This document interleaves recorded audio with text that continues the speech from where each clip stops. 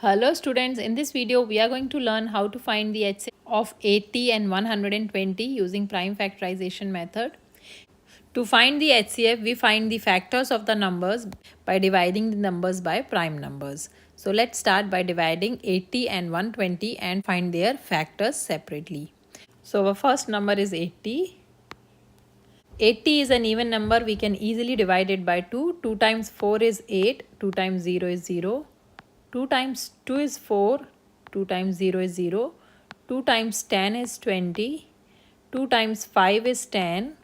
And 5 is a prime number. It is only divisible by number 5. 5 times 1 is 5. So we got all the factors of number 80. Now we are going to find the factors of number 120. 120 is also an even number. It is easily divisible by number 2. 2 times 6 is 12. 2 times 0 is 0. 2 times 3 is 6. 2 times 0 is 0. 2 times 1 is 2. 1 is remainder. This becomes 10. 2 times 5 is 10.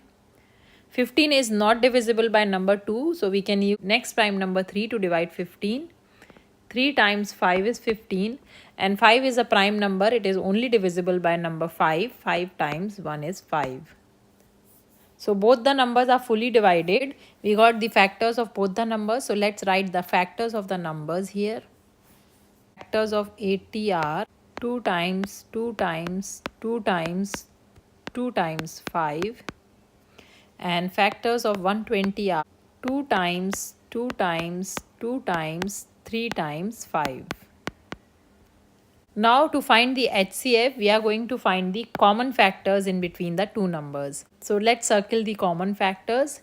Here 2 is common in between both the numbers. So this is common factor. Another 2 is common to both the numbers.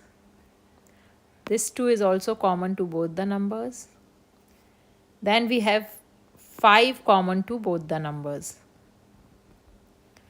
Now to find the HCF of the two numbers, we take the product of all the common factors. So HCF will be, so we'll write the common factor only once. So that's 2 times 2 times 2 times 5. That's the HCF of the two numbers. So HCF is 2 times 2 is 4, 4 times 2 is 8, and 8 times 5 is 40. So the HCF of 80 and 120 is 40. So this is how we find the HCF of two numbers using prime factorization method. I hope this video is helpful to you. If you like the video, please hit the like button and subscribe to my channel for more math videos. Thanks for watching.